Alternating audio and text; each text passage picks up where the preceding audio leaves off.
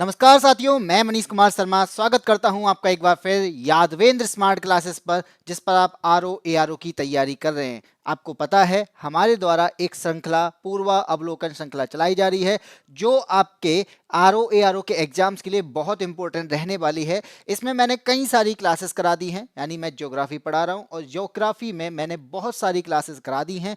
यानी आज जो आपकी क्लासेस चल रही है ये आपकी 9वीं क्लास है। इससे पहले 8 क्लास हो चुकी हैं। अगर आपने वो क्लास नहीं देखी है तो आप प्लेलिस्ट में जाके उन क्लासेस को देख सकते हो। इसी के साथ में आज की क्लास में हम क्या पढ़ने वाले हैं तो मैं बता दूं कि हम यहाँ पे टॉपिक वाइज चल रहे हैं। तो जैसा कि आपकी एक बुक है घटना चक्र, उस घटना चक्र से रिलेटेड आपके हम टॉपिक वाइज क्वेश्चंस को यहाँ पे हम कंप्लीट करा रहे हैं, कवर करा रहे हैं, और आपका यहाँ पे उन क्वेश्चंस को करने का तरीका और वो आपके प्रीवियस ईयर में आए हुए क्वेश्चंस हैं उनको समझने का तरीका हम यहाँ पे आपको करा रहे हैं। तो आज की बात में, आज की क्लास में हम क्या पढ़ने वाले हैं वो तो हम डिस्कस करेंगे ही, लेकिन उसके साथ में मैं आपको एक और चीज बता दूं कि हम लोगों के द्वारा एक एप्लीकेशन लॉन्च की जा रही है। यानी हमारी एक एप्लीकेशन है जिसका नाम है यादविन स्मार्ट क्लासेस, और यादविन स्मार्ट क्लासेस पर हम एक बैच लेके आ रहे हैं जो कि आपके सामने दिखाई दे रहा होगा, जिसका नाम हमने रखा है संघर्ष बैच। ये जो बैच है ये आपका मैथ्स में जो संघर्ष कर रहे हैं, यानी जिन्हें मैथ्स नहीं आता है, जिन्हें मैथ्स की कोई भी चीजें नहीं पता है, आप इस बैच को ज्वाइन कर सकते हो। और ज्वाइन करने के बाद में आपको अपने आप में इंप्रूवमेंट जरूर दिखेगा।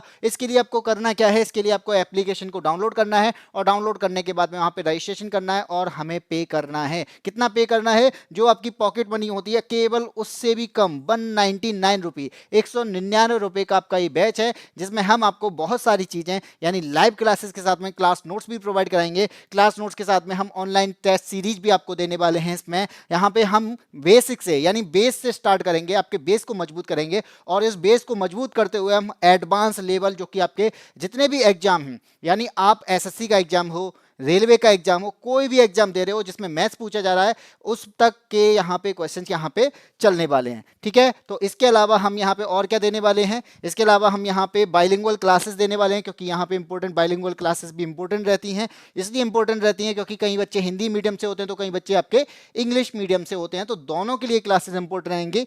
आपके आगे यानी डाउट क्लासेस भी रहती हैं, जो कि ऑनलाइन प्लेटफॉर्म के लिए सबसे ज़्यादा इंपॉर्टेंट जो चीज़ है वो आपकी क्या है? Doubt classes. इसको प्रोवाइड कराना बहुत ही कह सकते हैं कि जिस तरीके से ऑफलाइन में डाउट क्लासेस चलती हैं वहां पे आपके सामने ही टीचर होता है, तो आप कभी भी जो भी टॉपिक चल रहा हो तुरंत आप अपने डाउट को क्लियर कर सकते हैं। लेकिन ऑनलाइन में ये दिक्कत आती है। इसके लिए हम अलग से क्लासेस आपको प्रोवाइड कराएंगे, जिसमें आपके जितने भी चैप्टर हैं, जितने भी चैप्टर यानी एक टॉपिक चल रहा है, उस टॉपिक में जो भी आपको समझ में नहीं आ रहा उसका आपको हमें डाउट भेजना है, उसके लिए एक प्रॉपर क्लास ली जाएगी और आपको वहां पे उन चीज़ों को समझाया जाएगा। ठीक है, तो आपको करना क्या है?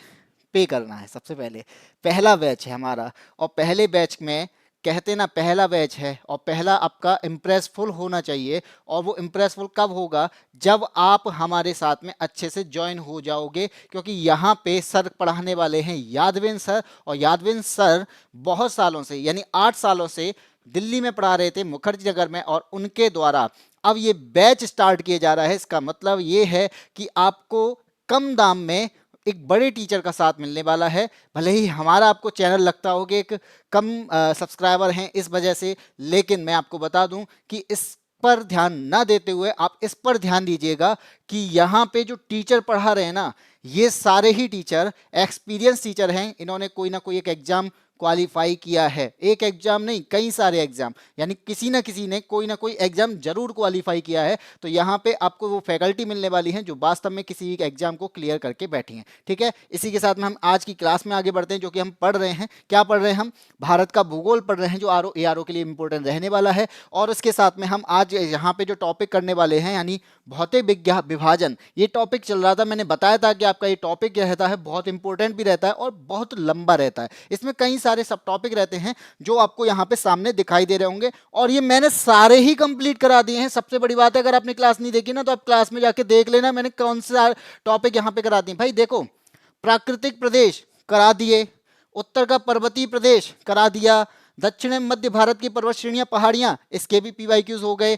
पर्वत चोटियां हो चुकी हैं, घाटियां हो चुकी हैं, दर्रे हो चुके हैं, हिमरेखा, हिमनद हो चुका है। ये पठार का भी चैप्टर हो गया आपका। तटीय भाग ये हमने लास्ट क्लास में पढ़ा था। और आज की क्लास में हम क्या पढ़ने वाले हैं भाई? आज की क्लास में हम द्वीप समूह को पढ़ने वाले हैं, आइलैंड्स को पढ़ने वाले हैं, जो कि भारत के पास में है। हमारे पास में मैंने क्या बताया था कि भारत ऐसी विविधता वाला देश है, भारत ऐसी डाइवर्सिटी वाला देश है, जिसके पास में बहुत सारी चीजें यानी सारे फीचर्स मिलते हैं जो आपको किसी एक कंट्री में मिलते होंगे। यानी किसी एक कंट्री में केवल एक फीचर्स मिल रहा होगा, हमारे पास में सारे ही फीचर्स मिलते हैं। और वही फीचर्स में एक फीचर आपका क्या है? द्वीप समूह यानी आइलैंड्स ग्रुप है। और भारत में वो आइलैंड्स भी मिलते हैं, इसकी बात करने वाले हैं। तो आज आपके सामने ये आपको दिखाई दे रहा होगा, ये भारत का मैप है। और इस मैप में हम क्या पढ़ने वाले हैं? द्वीप समूह को कंप्लीट करने वाले हैं।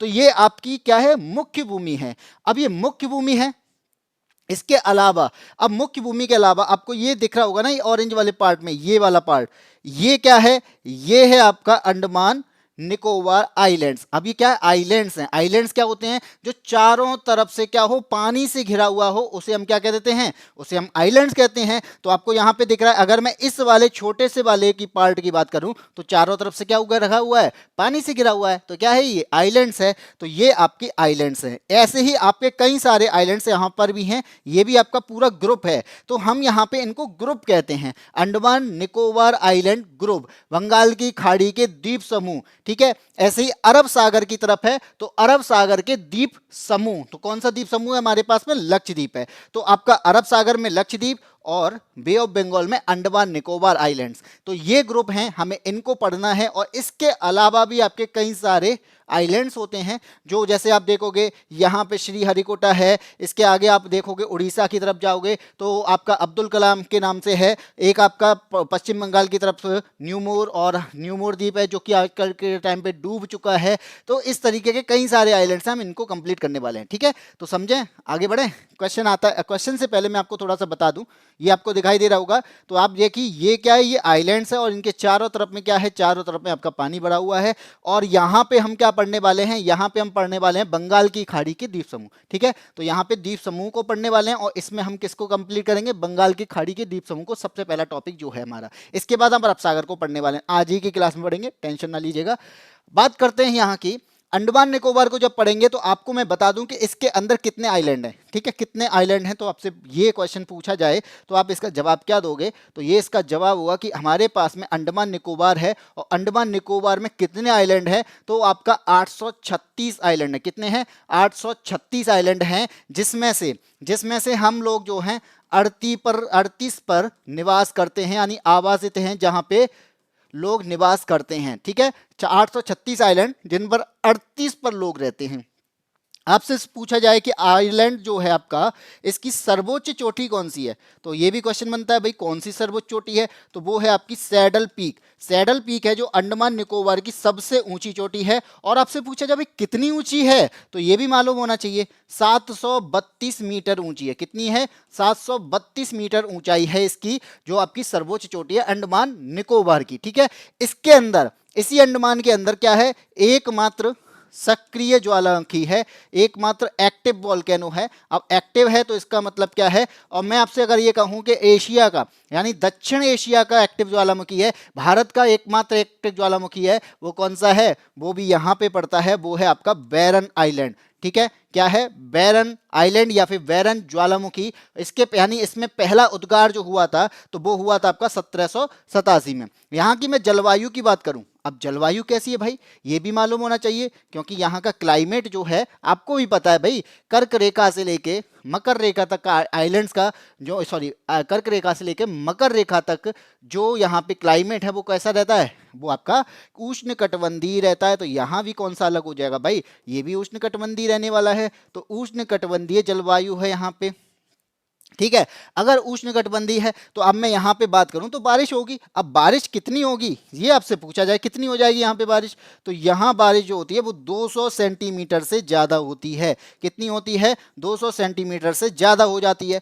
अगर इतनी बारिश हो रही है तो यहाँ पे आपको अगर मैं पूछूं कि क्या मतलब जो आपके आइलैंड्स हैं यहाँ पे 200 सेंटीमीटर से ज़्यादा बारिश हो रही है, तो यहाँ पे जो वन मिलने वाले हैं वो कैसे मिलने वाले हैं? ये आपको सदाबहार मिलने वाले हैं। कैसे मिलने वाले हैं? सदाबहार वन मिलने वाले हैं। तो ये भी आपको याद रखना है, ठीक है। तो यहाँ पे इंपॉर्टेंट चीजें मैंने आपको यहाँ पे लिख के दी हैं। सदाबहार वन यहाँ पे मिलने वाले हैं। यहाँ पे दिख नहीं रहा है तो चलो मैं दूसरा कलर यूज कर लेता हूँ। तो कलर मैं लेता हूँ ये, ठीक है। अब शायद दिख जाए, नहीं देखेगा तो देखते हैं। सदाबहार वन मिलने वाले हैं। और यहाँ पे वन जो मिलेंगे ये कैसे होंगे? ये घने वन होंगे। कैसे होंगे? घने भी होंगे। तो ये आपको इंपॉर्टेंट चीजें हैं जो मैंने आपको यहाँ पे बताई हैं। बाकी आपको यहाँ पे दिखाई दे रहा होगा, मैप दिख रहा होगा। ये मैप आपको समझ में आ रहा है क्या? तो समझ में आ रहा हो या नहीं आ रहा हो, मैं इसको अलग से बता देता हूं। कैसे बताऊंगा भाई? तो यहां पे आगे बढ़ते हैं। तो चलिए यहां पे छोटा छोटा मैप बना लेते हैं। कैसा बनाएंगे छोटा छोटा मैप? तो सबसे पहले मैं अगर बात करूं तो आपसे पूछा जाए कि जो अंडमान निकोबार है, अंडमान निकोबार की बात करेंगे तो सबसे पहला आइलैंड जो है वो ये है। और इस आइलैंड का नाम मैं अगर बताऊं तो ये है आपका उत्तरी अंडमान। क्या है इसका नाम? उत्तरी अंडमान।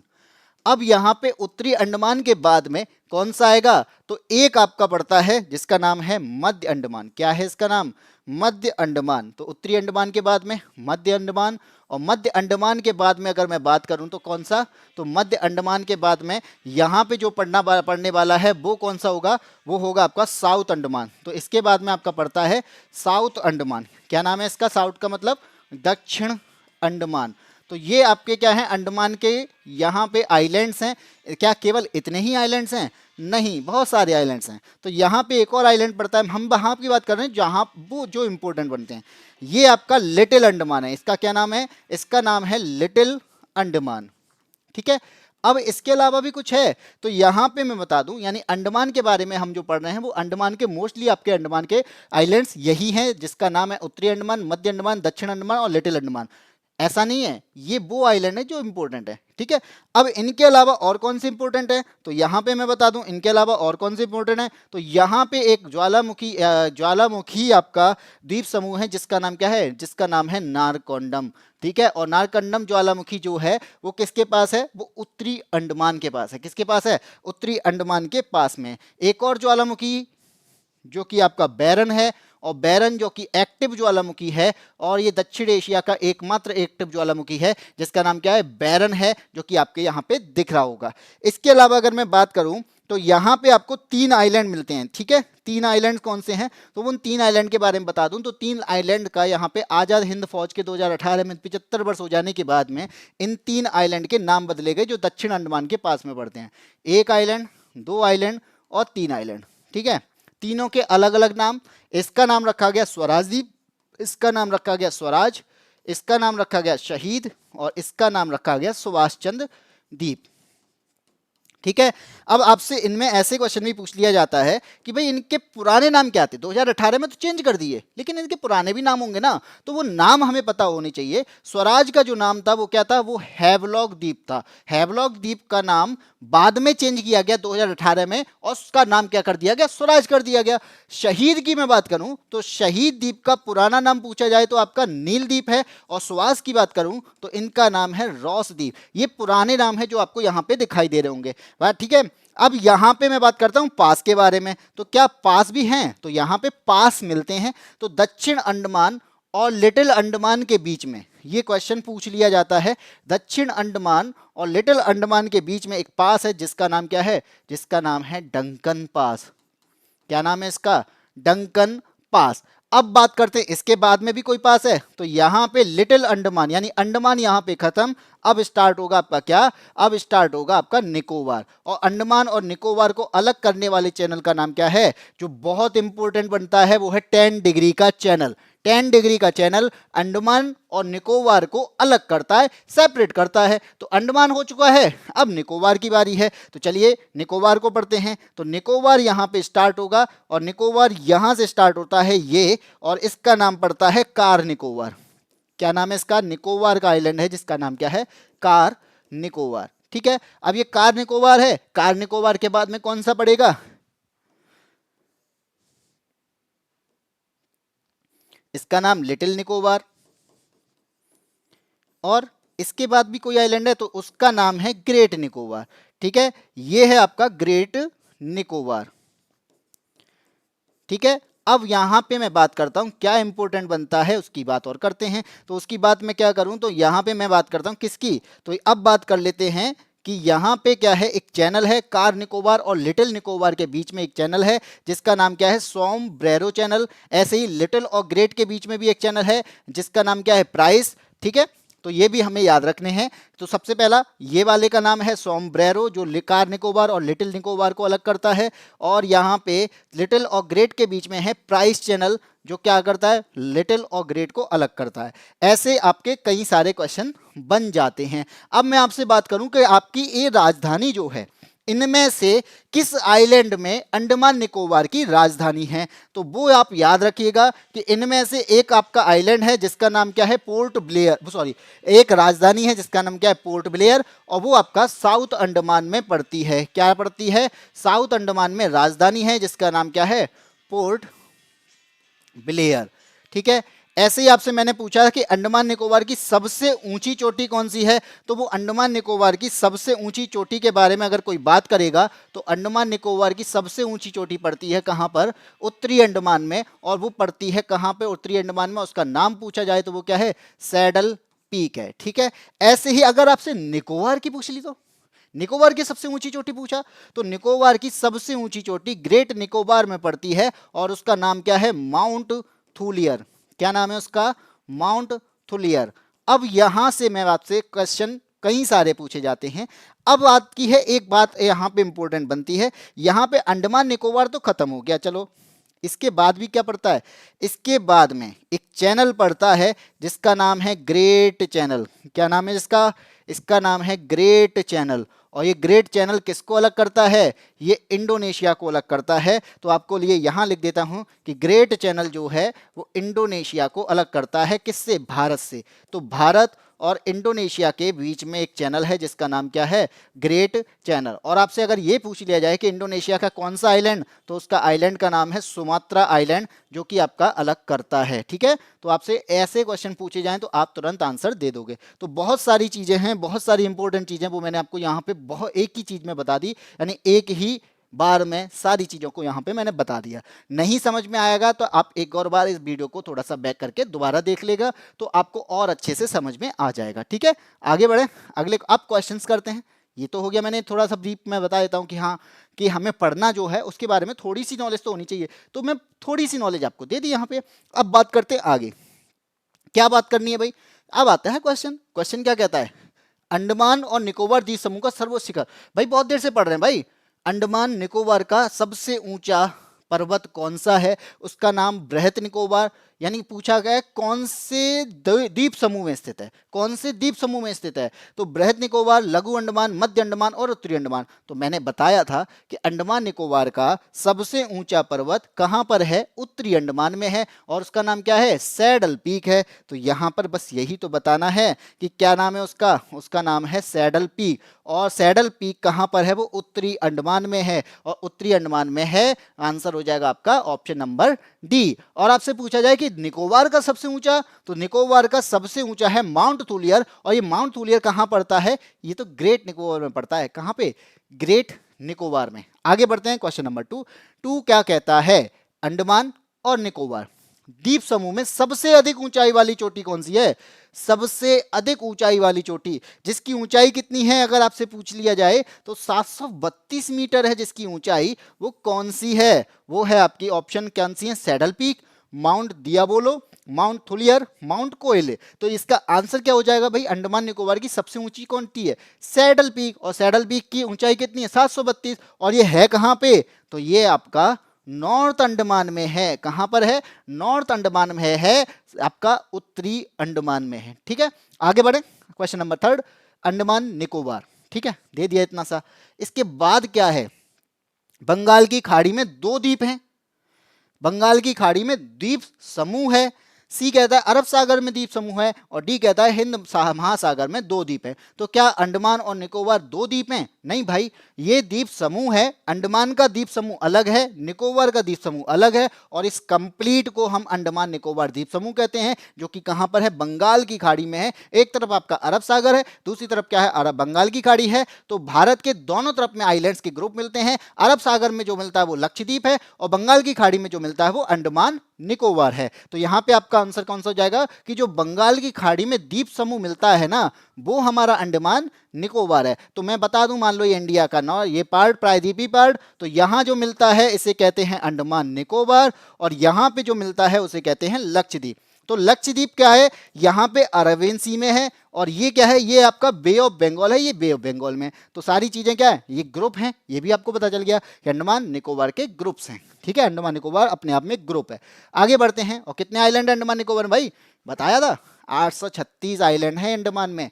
हाँ, पुराना डेटा दे रखा है, पुराने में आपको 572 मिलते हैं, लेकिन अभी का आइलैंड जो है, आप अगर वेबसाइट पे जाएंगे, मैं इसलिए अपडेटेड डेटा पढ़ाता हूं। अपडेटेड डेटा अगर मैंने लिया है तो कहां से लिया है? तो इसकी अंडमान निकोबार की जो वेबसाइट है उस पर लिया है। उस पर जाकर आप देखोगे तो आपको 836 आइलैंड दिखेंगे। ठीक है, आगे बढ़ते हैं। क्वेश्चन नंबर 4, अंडमान निकोबार द्वीप समूह द्वीपों की संख्या। लो, अभी इसी की बात कर रहे थे, तो इसी की बात करते करते हमारे पास में आंसर है 836, क्योंकि ये आंसर जो है यहाँ पे नहीं है। ये आपका क्वेश्चन पूछा गया था 2003 में, लेकिन आज के डेटे की अकॉर्डिंग मैं बात करूं तो आपके कितने आइलैंड हैं? 836 द्वीप हैं हमारे पास में अंडमान निकोबार में। ठीक है, आगे बढ़े। क्वेश्चन नंबर 5 क्या कहता है? 10 डिग्री चैनल किसको पृथक करता है? 10 डिग्री चैनल किसको पृथक करता है? और मैंने बताया था कि ये किसको पृथक करता है। मान लो मैं आपको शॉर्ट में बता देता हूँ। ये नॉर्थ अंडमान के बाद में मिडिल अंडमान के बाद में यहाँ पे आता है साउथ अंडमान के बाद में आपका लिटिल अंडमान। ये आपका अंडमान खत्म, और इसके बाद में आपका एक चैनल जो कि किसको अलग करता है, नहीं सेपरेट करता है, किसको सेपरेट करता है? निकोबार को। तो यहाँ पे आपका कार निकोबार, और इसके बाद में लिटिल निकोबार, और आपका ग्रेट निकोबार। तो ये आपके निकोबार हैं, यहाँ पे लिख देता हूँ, कार निकोबार, लिटिल निकोबार और ग्रेट निकोबार। ठीक है, तो 10 डिग्री चैनल किसको अलग करता है? ये आपका अंडमान हो गया, ठीक है, और ये हो गया आपका निकोबार।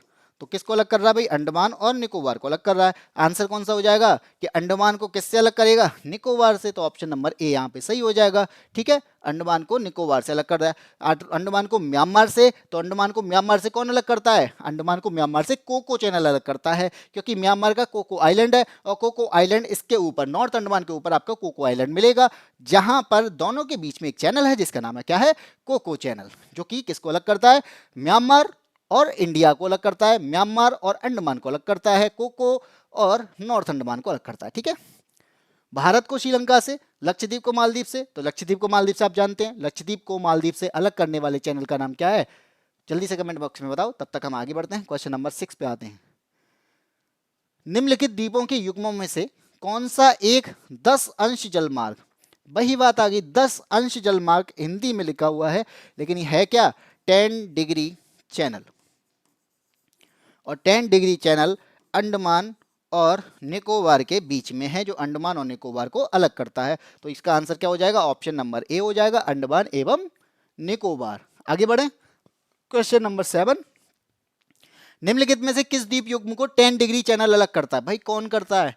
यानी सेम क्वेश्चन को कितने तरीके से पूछा जा रहा है, अलग अलग एग्जाम में पूछा गया है। आप इसलिए इसको इंपॉर्टेंट समझ के चलें, क्योंकि कई बार एग्जाम में पूछा गया है। तो किसको अलग कर रहा है भाई? अंडमान और निकोबार को अलग कर रहा है। पढ़ लिया है इसलिए आंसर दे दिया। क्वेश्चन नंबर 8, ये क्या दे रखा भाई?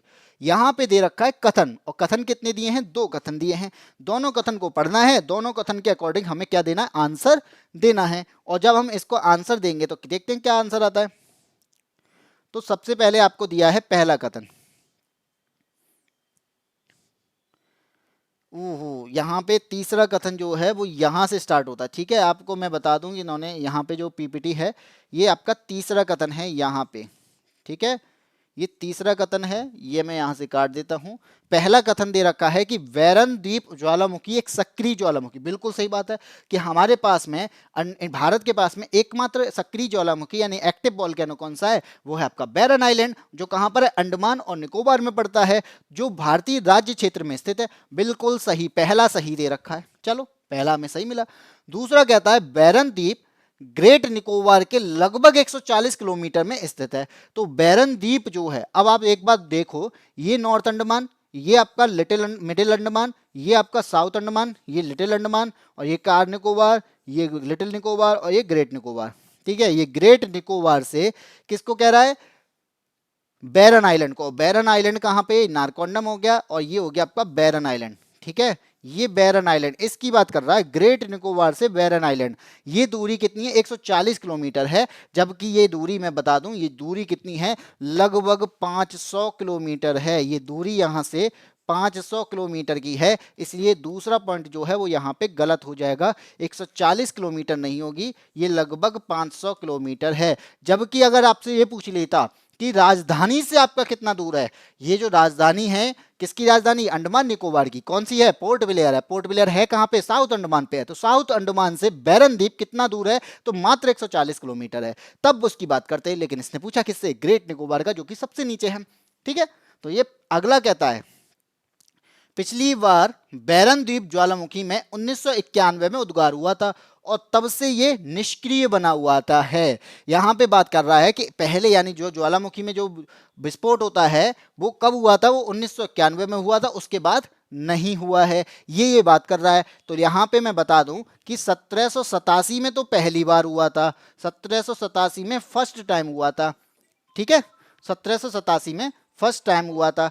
इसके बाद अगर मैं बात करूं तो 1787 के बाद में 1795 में हुआ, इसके बाद में 1803 में हुआ, फिर 1852 में हुआ, फिर बात आती है 1991, तो 1991 में हुआ। क्या इसके बाद में नहीं हुआ, हुआ है, याद रखना। 1991 के बाद 1994 में भी हुआ है, 94 के बाद ये 2000 में भी हुआ, और 2000 के बाद में ये 2005 में भी हुआ। तो यहाँ पे आंसर क्या हो जाएगा, तो यहाँ पे आपका ये तीसरा पॉइंट भी गलत हो जाएगा, क्योंकि 1991 के बाद भी आपका क्या हुआ, ज्वालामुखी विस्फोट हुए हैं। तो यहाँ पे निष्क्रिय जो बना है वो 2005 के बाद में बना है, जबकि 1991 का दिया है। तो हमारे पास में कौन सा आंसर सही हुआ, केवल वन आंसर सही हुआ, ऑप्शन नंबर ए यहाँ पे सही हो जाएगा। ठीक है, इतनी बात समझ में आ गई। आगे बढ़े, क्वेश्चन अगला देखते हैं। अगला क्या कहता है, क्वेश्चन नंबर 9, और 9 आपके सामने क्या कहता है कि बैरन द्वीप जो है वो कहां पर स्थित है।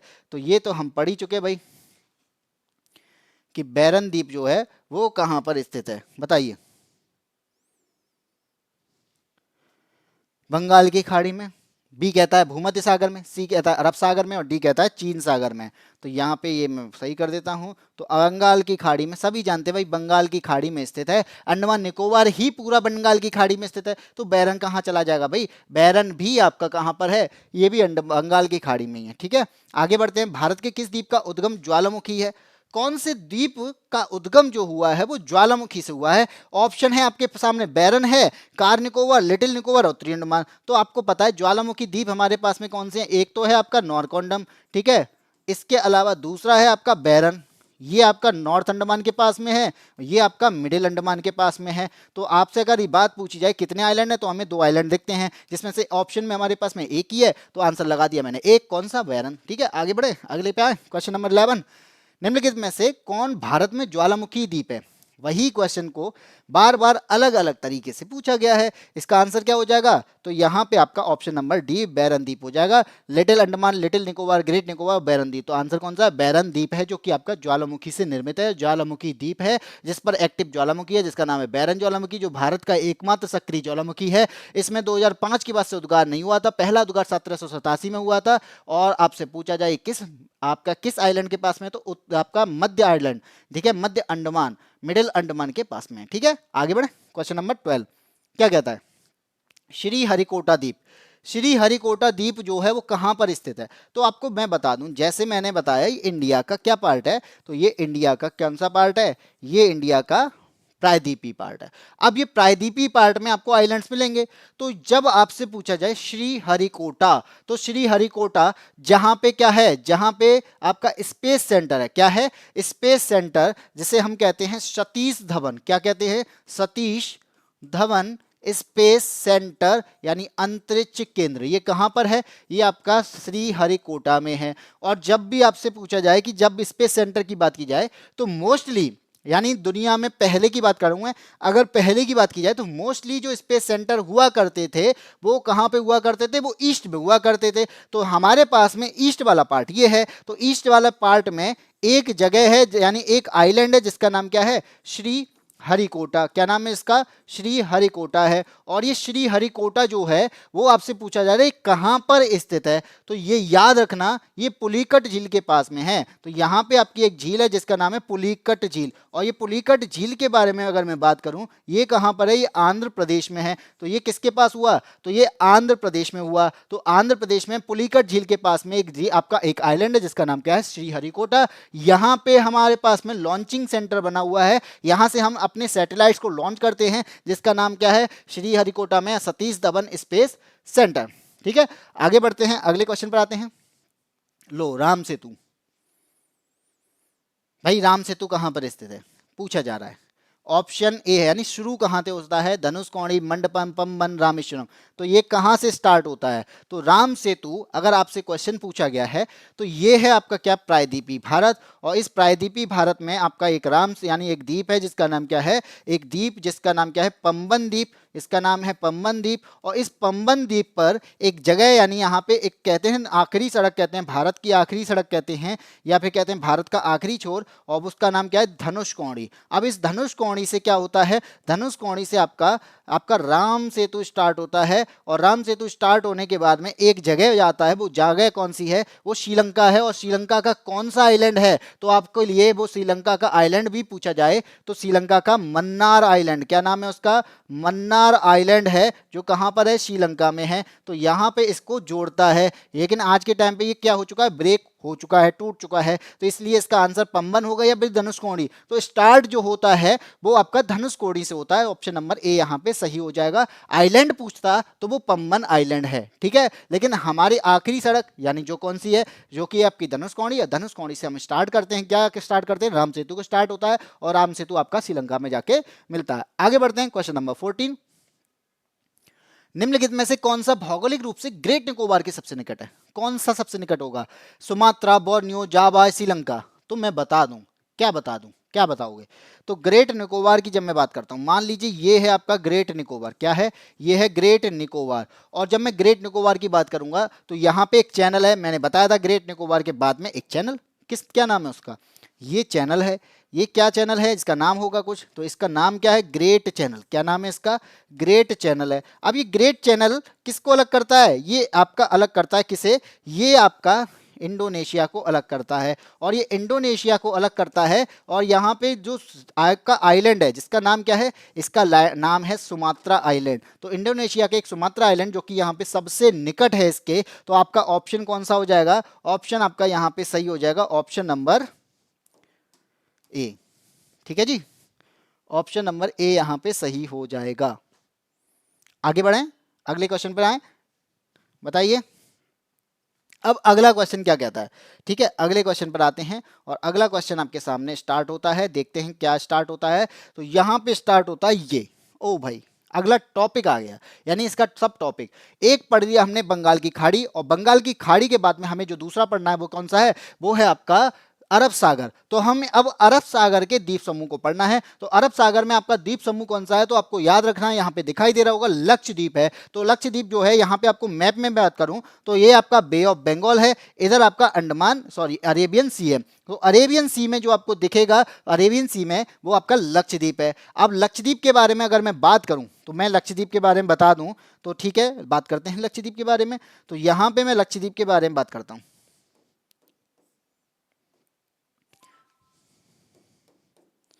ठीक है, लक्षद्वीप के बारे में बात करते हैं। तो ये केरल से मालाबार तट के पास में या कोच्चि के पास से स्थित है, कोच्चि के पास में, यानी 140 किलोमीटर दूर स्थित है। यहां पे क्या है, कोरल द्वीप मिलते हैं, यानी कोरल वाले द्वीप मिलते हैं। कोरल आइलैंड्स मिलते हैं। और अगर मैं कोरल आइलैंड्स की बात करूं तो कोरल में कैसा आइलैंड्स मिलता है, यहाँ पे एटॉल टाइप के आइलैंड मिलते हैं। कोरल के टाइप होते हैं, यानी आइलैंड्स के कई सारे टाइप होते हैं, जिसमें एक टाइप है आपका अटॉल। अटॉल क्या है, जो आपको यहाँ पे दिखाई दे रहा होगा कि इसके चारों तरफ में क्या है, चारों तरफ में आपको जमीन मिल रही है, ठीक है। यानी कोरल का मरना जिस तरीके से होता है, वो व्हाइट व्हाइट कलर में आपको जो दिखता है वो कोरल का मरना है, जो आपके साथ में जो मरने के बाद में कैल्शियम कार्बोनेट छोड़ते हैं, और कैल्शियम कार्बोनेट के बाद में ये अपनी एक जमीन सी बना देते हैं। उससे क्या बन जाता है, एक आपका आइलैंड का रूप ले लेता है, और वो आइलैंड का रूप ले लेता है, वो आपके अलग अलग तरीके से मरते हैं, जिसमें एक आपका बैरियर रीफ बनता है, इसी तरीके से अटॉल बनता है। तो अटॉल क्या है कि बीच में आपका समुद्र का पानी रहेगा, बाकी चारों तरफ में क्या रहेगा, चारों तरफ में आपका कोरल के द्वारा बनाया गया आइलैंड्स रहेगा। तो ये आपके अटॉल टाइप के आइलैंड्स कहलाते हैं, ठीक है। ये आपको समझ में आई। इसके अलावा क्या है भाई, इसके अलावा क्या इंपॉर्टेंट है, इसके क्षेत्रफल की बात करते हैं।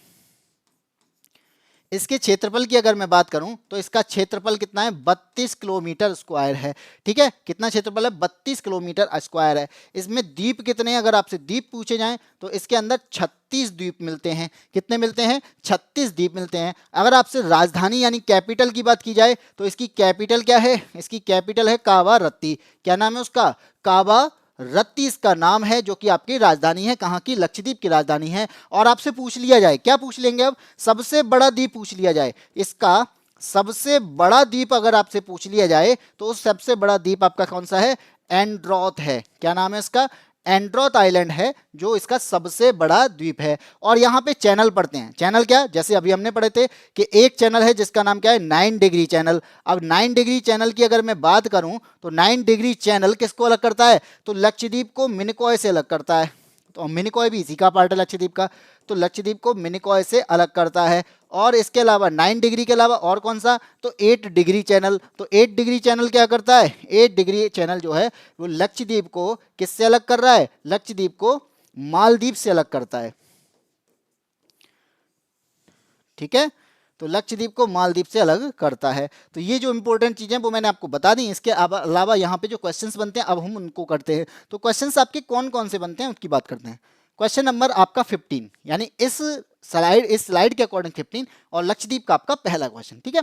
लक्षद्वीप कहां पर स्थित है, अभी देखा भाई, लक्षद्वीप कहां पर स्थित है, ये है आपका क्या, इंडिया का, क्या बना दिया ये मैंने, ये है आपका इंडिया, प्रायद्वीपीय भारत, और प्रायद्वीपीय भारत के एक तरफ आपका लक्षद्वीप और एक तरफ आपका अंडमान निकोबार। इसे कहेंगे अंडमान निकोबार, इसे कहेंगे लक्षद्वीप। ये आपका बे ऑफ बंगाल, और ये क्या है आपका, ये है आपका अरेबियन सी। तो बताओ कहां पर है, तो ये अरेबियन सी में, तो ऑप्शन नंबर अरब सागर हो जाएगा। ये आपका सी ऑप्शन है, यहाँ पे बी है, ठीक है। सी ऑप्शन आपका अरब सागर, जो कि यहाँ पे बिल्कुल सही आंसर है। आगे बढ़ते हैं, क्वेश्चन नंबर 16 क्या कहता है भाई, निम्नलिखित में से कौन सा द्वीप लक्काद्वीप द्वीप समूह का अंग नहीं है। लक्काद्वीप जो है ये लक्षद्वीप का पुराना नाम है, लक्काद्वीप जो है वो लक्षद्वीप का पुराना नाम है। तो यहां पे मैं लक्षद्वीप की बात करता हूं, तो लक्षद्वीप का आपका कौन सा अंग नहीं है बताना है।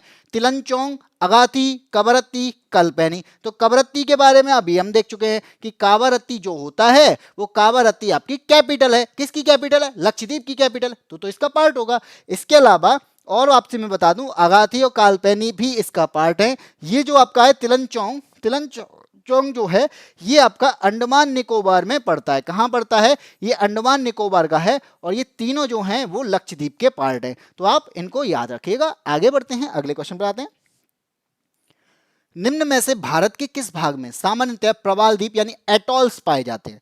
तो मैंने आपको बताया एटॉल होते क्या हैं, तो मैं बता दूं, जैसे अगर मैंने बोला कि इनके चारों तरफ में क्या है, यानी किसी आइलैंड में चारों तरफ में क्या हो, चारों तरफ में कोरल का इस तरीके से मरना। अब ये क्या है, ये तो आपका क्या है, ये कोरल का मरना है, और बीच में क्या है, बीच में आपका समुद्र का पानी है। तो इस तरीके के मरने को हम क्या कह देते हैं भाई, इसे कहते हैं अटॉल आइलैंड। इससे जो आइलैंड बना है वो आपका अटॉल आइलैंड कहलाता है। और एक तरीका होता है जैसे आप कह सकते हैं रीफ। तो आपने देखा होगा ऑस्ट्रेलिया है, ऑस्ट्रेलिया के लिए यहाँ पे इस तरीके से ये लाइन में बने हैं, तो ये इसने क्या कर दिया, एक बैरियर बना दिया, तो इसलिए इसे क्या कहते हैं, इसे कहते हैं बैरियर रीफ। तो ये भी आपका क्या है, कोरल का ही मरना है। तो ग्रेट बैरियर रीफ को आप जानते होंगे, जो कि ऑस्ट्रेलिया में है, वो आपका कोरल के द्वारा ही बनाया गया एक आइलैंड है। तो यहाँ पे हमसे यही तो पूछा गया है कि एटॉल्स कहाँ पाए जाते हैं, तो भाई लक्षद्वीप में पाए जाते हैं। ऑप्शन नंबर सी यहाँ पे सही हो जाएगा कि लक्षद्वीप के निकट ये पाए जाते हैं, या लक्षद्वीप के जो आइलैंड है यहाँ पे आपको कैसे आइलैंड मिलते हैं, अटॉल्स टाइप के आइलैंड मिलते हैं, और ये आपके कोरल के मरने पर बनते हैं। कैसे बनते हैं, कोरल के मरने पर। कोरल मरता है तो क्या होता है, लाखों की संख्या में मरते हैं, और ये क्या करते हैं, अपने शरीर से यानी अपने खोल से कैल्शियम कार्बोनेट छोड़ते हैं। तो कैल्शियम कार्बोनेट की छोड़ने की वजह से आपको चारों तरफ में क्या मिल जाती है, यानी समुद्र से ऊपर की तरफ में या समुद्र के पार्ट की तरफ में जो जमीन वाला पार्ट होगा उस पे आसपास में मर जाएंगे, और वहां पे एक पूरी जमीन का यानी पूरे एक आइलैंड का निर्माण कर देंगे। ठीक है, आगे बढ़े। Question number 18। अब 18 क्या कहता है, 18 कहता है यहाँ पे कि कौन सा एक प्रवाल द्वीप है। अभी देखा था कौन सा है प्रवाल द्वीप, तो यहाँ पे आपका आंसर न्यूमोर, कार-निकोबार, अंडमान और लक्षद्वीप। भाई मुझे तो लक्षद्वीप बताया था अभी, तो लक्षद्वीप मुझे यहाँ मिल गया, मैंने आंसर लगा दिया। प्रवाल द्वीप कौन सा, कोरल द्वीप कौन सा, कोरल का द्वीप कौन सा, लक्षद्वीप है। आगे बढ़े। लक्षद्वीप टापू कहाँ पर अवस्थित है, लक्षद्वीप जो है ये कहाँ पर स्थित है हमें बताना है। दक्षिण पश्चिम भारत में, दक्षिण पूर्वी भारत में, दक्षिण भारत में, और पश्चिम बंगाल के निकट पूर्वी भारत में। तो आपसे अगर मैं बात करूं, क्या बात करूं कि ये है आपका भारत, और इस भारत में क्या है, इस तरीके से अगर मैं लाइन कर लूं जो डायरेक्शन को बताएंगे, ऊपर आपकी नॉर्थ है, नीचे आपकी साउथ है, इस साइड आपका ईस्ट है और इस साइड वेस्ट है। हमारा लक्षद्वीप जो है वो इस साइड है, ये अरेबियन सी में हमारा लक्षद्वीप पड़ता है। अगर मुझसे यहाँ पे क्या पूछा जाए, मुझसे यहाँ पे पूछा जाए कि ये साइड को, ये आपका जो डायरेक्शन होगी ये कौन सी होगी, तो ये डायरेक्शन आपकी कौन सी है, ये साउथ वेस्ट डायरेक्शन है, और साउथ वेस्ट का मतलब होता है दक्षिण पश्चिम। तो यहाँ पे आपका आंसर कौन सा हो जाएगा, ऑप्शन नंबर ए कि लक्षद्वीप जो है वो दक्षिण पश्चिम भारत में है, जो बिल्कुल सही है भाई। आगे बढ़े, आगे समझ नहीं आया, आ गया होगा भाई मैप के अकॉर्डिंग। मैप लगाना अलग है, मैप को बनाकर बताना अलग है। ठीक है, क्यों, जो चीज मैं खुद से कर सकता हूं, मैं अपने लिए नहीं बता रहा, आप भी कोई भी चीज समझो, मैप बनाओ, मैप के अकॉर्डिंग समझो, तो उससे ज्यादा बेटर तरीके से समझ में आती है। बाकी भाई कहीं भी मैप मिल जाते हैं, लगाओ, देखो, आंसर दो, लेकिन हमारे पास में उस टाइम पे सोचना होता है जब हमारा माइंड जो है ना अपने आप मैप को क्रिएट कर लेगा। ये मैप मैं नॉर्मल आपको लग रहा है क्या बना दिया यार, लेकिन समझने के तरीके से वो मैप मेरे लिए बहुत इंपॉर्टेंट बनता है। क्यों, क्योंकि मैंने इस तरीके से समझ लिया कि ये क्यों बना रहा हूं मैं इस तरीके से, ये क्या है, एस टाइप का बना दिया क्या भाई है। यहाँ पे आपको मिलते हैं क्या, खाड़ियां मिलती हैं, तो खाड़ियां बनाई है मैंने, नहीं लग रहा होगा, लेकिन मेरे माइंड को क्रिएट, यानी मैंने माइंड ने अपने आप इमेजिनेशन दी है कि यहाँ पे खाड़ियां हैं, इसलिए मैंने इसको इस तरीके से बनाया है। ठीक है, लगे नहीं, लेकिन हमें समझ में आ जाए, बस इतना होता है। आगे बढ़ते हैं। लक्षद्वीप में कितने द्वीप हैं, तो अभी तक हमने देखा, जब हम उसको देख रहे थे किसको, अंडमान निकोबार को, तो वहां पे भाई 836 द्वीप थे टोटल, और वहां पर रहने के लिए यानी आवासीय द्वीप की बात करी जाए जिस पर लोग रहते हैं वो 38 द्वीप थे। जब मैं इसकी बात करूंगा तो लक्षद्वीप में कितने द्वीप हैं, तो ऑप्शन नंबर सी यहाँ पे सही हो जाएगा कि लक्षद्वीप में 36 द्वीप हैं। कितने हैं, 36 द्वीप हैं। आगे बात करते हैं। द्वीपों का समूह लक्षद्वीप, द्वीपों का समूह लक्षद्वीप जो है प्रवाल उत्पत्ति का है, बी कहते हैं ज्वालामुखी उत्पत्ति का है, सी है मृदा निक्षेपण का है, और डी कहता है भाई कोई भी ठीक नहीं है। तो मैं अभी इतनी देर से बता रहा हूं कि जो आपका लक्षद्वीप है ये अटॉल टाइप के आइलैंड है। अटॉल टाइप की अगर मैं बात करता हूं तो ये किसके बारे में बताते हैं, ये कोरल के बारे में बताते हैं। और अगर कोरल की बात कर रहे हैं तो इसका आंसर कौन सा हो जाएगा, ऑप्शन नंबर ए हो जाएगा कि जो द्वीप बने हैं वो प्रवाल की उत्पत्ति यानी प्रवालों के मरने से बने हैं, प्रवाल की वजह से इनकी उत्पत्ति हुई है। तो आंसर कौन सा हुआ भाई, द्वीपों का समूह जो लक्षद्वीप है प्रवाल उत्पत्ति का एग्जाम्पल है। इसके बाद में आगे बढ़े। क्वेश्चन नंबर 22, निम्नलिखित में से किस क्षेत्र में प्रवाल भित्ति नहीं पाई जाती है, निम्न में से किस क्षेत्र में प्रवाल भित्ति नहीं पाई जाती है। तो प्रवाल से बने हुए जो आइलैंड्स हैं, अब प्रवाल से बने हुए आइलैंड्स में अगर मैं बात करूं तो आपको यहीं पे बता देता हूं कि मन्नार की खाड़ी में पाए जाते हैं प्रवाल। इसके अलावा कच्छ की खाड़ी में भी प्रवालों की उत्पत्ति यानी प्रवालों से आपको आइलैंड मिलने हैं। इसके अलावा लक्षद्वीप की बात करूं तो लक्षद्वीप में भी मिलने हैं, मिनिकॉय भी लक्षद्वीप का ही पार्ट है। तो यहाँ पे आपका आंसर कौन सा हो जाएगा भाई, ऑप्शन नंबर ए हो जाएगा। कैम्बे की खाड़ी जो है इसमें आपके क्या नहीं मिलते, प्रवाल भित्ति नहीं मिलती हैं। ठीक है, आगे बढ़े। क्वेश्चन नंबर 23 आता है, निम्न में से कौन सा द्वीप भारतीय तटरेखा के सुदूरवर्ती द्वीप की श्रेणी में आता है? तो भारतीय तटरेखा से सुदूरवर्ती द्वीप की श्रेणी में कौन सा यहाँ पे आइलैंड आता है? तो आपकी भारतीय तटरेखा जो कि आपकी कहाँ से, यानी कोच्चि से है, तो कोच्चि से सुदूरवर्ती की बात करेंगे तो इसमें से आपका आंसर कौन सा हो जाएगा? ऑप्शन नंबर सी हो जाएगा। मिनिकॉय है जो यहाँ पे भारत की तटरेखा से सुदूरवर्ती यानी दूर स्थित है, भारत की तटरेखा से दूर स्थित है। वो कौन सा है? लक्षद्वीप के सभी में से कौन सा? मिनिकॉय है जो सबसे दूर स्थित है। ठीक है, आगे क्वेश्चन नंबर 24, निम्नलिखित भारतीय द्वीपों से कौन सा द्वीप भारत और श्रीलंका के मध्य? तो ये तो हमने अंडमान निकोबार में भी देख लिया था कि भारत और श्रीलंका के मध्य कौन सा है। तो यहाँ पे ऑप्शन ए कहता है भाई एलिफेंटा, बी कहता है निकोबार, सी कहता है रामेश्वरम और डी कहता है सालसेट। तो यहाँ पे आपका आंसर हो जाएगा ऑप्शन नंबर सी, रामेश्वरम जो है वो भारत श्रीलंका के मध्य पड़ता है। ऑप्शन नंबर सी यहाँ पे, बाकी के आंसर गलत हैं, ऑप्शन नंबर सी यहाँ पे सही है।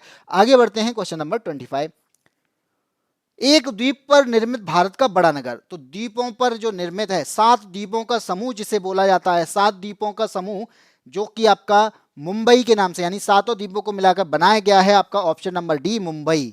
ठीक है, जो कि एक कहते हैं ना भारत का एक बड़ा नगर जो कि द्वीपों पर निर्मित है, द्वीपों से बनाया गया है। 7 टापुओं का नगर कहा जाता था, 7 द्वीपों का नगर कहा जाता है, जो कि आपका कौन सा है? वो मुंबई है। ऑप्शन नंबर डी ये बिल्कुल सही हो जाएगा। आगे बढ़ते हैं क्वेश्चन नंबर 26, भारत का सर्वाधिक आबादी वाला द्वीप कौन सा है जिसके अंदर सबसे ज्यादा आबादी रहती है? ऑप्शन आपका माजुली है, बी आपका लक्षद्वीप, सी आपका अंडमान और डी है आपका सालसेट। तो यहाँ पे आपका आंसर कौन सा हो जाएगा? सालसेट जो है वो सबसे ज्यादा आबादी वाला आइलैंड्स कहलाता है। बाकी आपका माजुली दुनिया का सबसे बड़ा रिवर आइलैंड, नदी द्वारा बनाया गया आइलैंड कौन सा है? वो आपका माजुली है। लक्षद्वीप, आपका लक्षद्वीप क्या है? लक्षद्वीप आपका अंडमान, यानी लक्षद्वीप जो है वो अरेबियन सागर में द्वीपों का एक समूह है, और अंडमान जो है ये भी आपका क्या है? ये आपका बंगाल की खाड़ी में द्वीपों का समूह है। आगे बढ़ते हैं क्वेश्चन नंबर 27, यहाँ पे आपको क्या दिए गई है? सूची दी गई है। एक तरफ आपको द्वीप दिए गए हैं, दूसरी तरफ में दिए गए हैं कि ये द्वीप कहाँ पर स्थित है। ठीक है, तो यहाँ पे वेयंत, शयोधर, पिरम, द्वारका और दीव की बात करते हैं। 4 आपको द्वीप दिए गए हैं, इनके अकॉर्डिंग आपको पता होना चाहिए कौन सा कहां पर स्थित है। जब मैं यहाँ पे बात करूंगा कि मुझे केवल इसके बारे में, किसके बारे में पता है, तो मुझे यहाँ पे द्वारका के बारे में पता है। तो द्वारका जो है ये आपका जो है गुजरात के पास में, अरब सागर के पास में स्थित है। तो द्वारका जो है सी का आंसर हो जाएगा 2। अगर मेरे पास में सी का आंसर 2 है तो यहाँ पे देख लो कि सी का आंसर 2 किस में दे रहा है? ऑप्शन नंबर बी में। तो यही आपका ऑप्शन सही हो जाएगा, क्योंकि मेरे को केवल द्वारका और द्वीप के बारे में पता है। तो द्वारका जो है वो अरब सागर में है। अगर मेरे से यहां से आंसर नहीं निकलता तो मैं इस डी वाले को देखता, क्योंकि दी के बारे में मुझे पता है। दीव जो है ये भी आपका गुजरात में है और ये काठियावाड़ तट पे है। तो आंसर इसका क्या हो जाएगा? 3421 हो जाएगा। आप आंसर निकाल लोगे अब। ठीक है, आगे बढ़ते हैं क्वेश्चन नंबर 28। 28 क्या कहता है? 28 कहता है कि कोरी क्रीक जो है ये कहां पर स्थित है। अब क्रीक क्या होता है भाई? दिमाग में ऐसी चीजें आएंगी, क्रीक होता क्या है? तो जमीन में, यानी जमीन के अंदर ऐसा समुद्र का धसा हुआ पार्ट जो कि बहुत नैरो हो। कैसा हो? जमीन में, या फिर किसी कह सकते हो कोई भी आपका लैंड पार्ट है, इस लैंड पार्ट में संकीर्ण पार्ट समुद्र से घिरा हुआ, या तीनों तरफ से किससे घिरा हुआ हो? संकीर्ण पार्ट हो, और 3 तरफ से क्या हो? 3 तरफ से भूमि से घिरा हो। किससे घिरा हो? 3 तरफ से भूमि से घिरा हो और संकीर्ण हो। तो इसको हम क्या कहते हैं? इसको कहते हैं क्या? क्रीक कहते हैं। क्या कहते हैं? क्रीक कहते हैं। और हमसे पूछा गया है कोरी क्रीक के बारे में। ये कोरी क्रीक कहाँ पर है? तो आपको मालूम होना चाहिए, ये मैंने आपको यहाँ पे मैप दिखाया है कि ये क्या है? रण ऑफ कच्छ है। तो रण ऑफ कच्छ है, ये आपको दिखाई दे रहा होगा। तो जब मैं इसकी बात करूंगा तो यहाँ पे आपको ये पार्ट जो दिख रहा है ना, ये पार्ट जमीन में, यानी जमीन के अंदर, या नहीं कह सकते हैं मुख्य भूमि के अंदर धसा हुआ पार्ट जो कि बहुत नैरो है, इसे हमने क्या बोला है? इसे हमने कोरी क्रीक बोला है। क्या बोला है?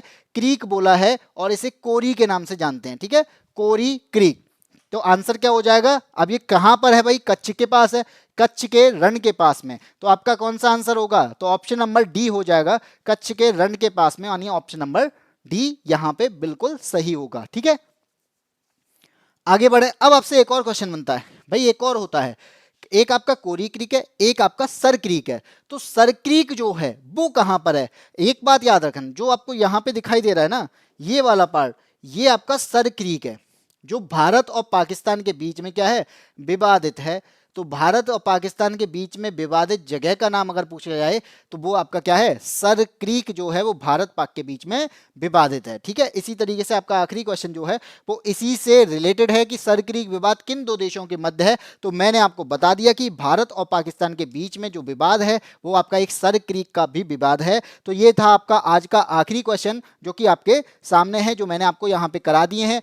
अब आपसे अगर मैं ये पूछूं कि आपको ये क्लास कैसी लग रही है, तो मुझे लगता है आपको क्लास पसंद आ रही होगी। और पसंद आ रही है तो आपको करना क्या है, आपको चैनल को सब्सक्राइब करना है और अपने साथियों को भेजना है। साथियों को भेजने के बाद में आपको यहाँ पर रोजाना क्लास लेनी है और इसकी प्लेलिस्ट बना दी गई है, तो आप उस प्लेलिस्ट को भी क्या कर सकते हैं, उस प्लेलिस्ट को सेव कर सकते हैं। ठीक है, इसके बाद में आपको मैं बता दूं कि हमारे द्वारा, हम लोगों के द्वारा एप्लीकेशन लॉन्च की जा रही है और एप्लीकेशन लॉन्च पर आपका एक कोर्स आ रहा है जिसका नाम है संघर्ष बैच। और संघर्ष बैच में हम मैथमेटिक्स का कोर्स लेके आ रहे हैं जो कि आपको यादवेंद्र सर के द्वारा पढ़ाया जाएगा। 199, मात्र 199 रुपये में आपको ये मिलने वाला है, तो जल्दी करिए। ठीक है, बाकी मैं आपको यहाँ पे बता रहा हूँ कि पूर्व अवलोकन श्रृंखला जो चल रही है, ये आपकी श्रृंखला जो है वो यहाँ पर मैंने हिस्ट्री की क्लासेस और आपको ज्योग्राफी की क्लासेस यहाँ पे मिल रही हैं। ज्योग्राफी की क्लासेस मेरे द्वारा ली जा रही हैं, जो आप यहाँ पे देख पा रहे हो। बाकी आपको हिस्ट्री की क्लासेस अगर आपको देखनी है तो प्लेलिस्ट आपको यहाँ पर अखिल सर की प्लेलिस्ट मिल जाएगी। तो अखिल सर के द्वारा आपको हिस्ट्री की जो क्लासेस है वो दी जा रही हैं। अगर आपको ये क्लासेस पसंद आ रही हैं तो आपको आगे की क्लास, जैसे ये क्लासेस तो आपकी चलती रहेंगी, अगर आपको इकोनॉमिक्स और पॉलिटिक्स की क्लासेस चाहिए तो आपका रिस्पांस कैसा रहता है ये उस पर डिपेंड करती हैं। अगर आपका रिस्पांस अच्छा है और आप चाहते हैं कि हमें आगे की क्लास भी मिले, यानी हमें अदर सब्जेक्ट की भी क्लास मिले, तो आप उन क्लासेस के लिए हमारे पास में कमेंट बॉक्स में पास कर सकते हो, कमेंट बॉक्स में बता सकते हो कि हाँ हमें हिस्ट्री की, इकोनॉमी, पॉलिटी सारी क्लासेस चाहिए। तो आपके लिए सारी क्लासेस का यहाँ पे सारी क्लासेस स्टार्ट कर दी जाएंगी। तो अभी जो चल रही है वो ज्योग्राफी और हिस्ट्री की चल रही हैं, तो आपको धीरे धीरे करके आपको सारी क्लासेस मिलने लग जाएंगी। तो सबसे पहले मैं आपको बता दूं आपको करना क्या है, तो आपको चैनल को सब्सक्राइब करना है और अपने जो साथी हैं इनको क्या करना है, इनको भेजना है, इनको शेयर करना है। तो शेयर करने के बाद में जब आपके साथी यहाँ पे आएंगे तो उनको दिखना चाहिए कि हाँ यहाँ पे हमारे साथी भी हैं और साथी पढ़ रहे हैं। अगर वो पढ़ रहे हैं तो हमें भी यहाँ पे मदद मिलने वाली है। तो इसी के साथ में आज की क्लास में इतना ही। और आपको अगर इसकी पीडीएफ चाहिए तो आप जा सकते हैं हमारे यादवेंद्र स्मार्ट क्लासेस के टेलीग्राम चैनल पे। वहाँ पे आपको इसकी वीडियो के लिंक के साथ में ही आपको पीडीएफ भी मिल जाएगी, जो क्लास के बाद में मिलती है। तो जैसे ही आपकी क्लास अपलोड होती है तो अपलोड होने के बाद में आपको ये क्लासेस भी मिल जाती हैं, यानी हमारे द्वारा पीडीएफ भी आपको सेंड कर दी जाती है। तो इसी के साथ में आज की क्लास में हम इतना ही रखते हैं और इसी तरीके से हमें प्यार दिखाते रहिए और हमें मोटिवेट करते रहिए और हम आपके लिए इसी तरीके से क्लास लेके आते रहेंगे। तो आज की क्लास में हम इतना ही रखते हैं, फिर मिलते हैं दोबारा से एक नए टॉपिक के साथ में, क्योंकि ये चैप्टर जो था आपका ये यहाँ पे कंप्लीट होता है। एक नए चैप्टर के साथ में आते हैं, नए टॉपिक के साथ में आते हैं, उसके क्वेश्चन का एनालाइजेशन करेंगे। तब तक के लिए जय हिंद, जय भारत।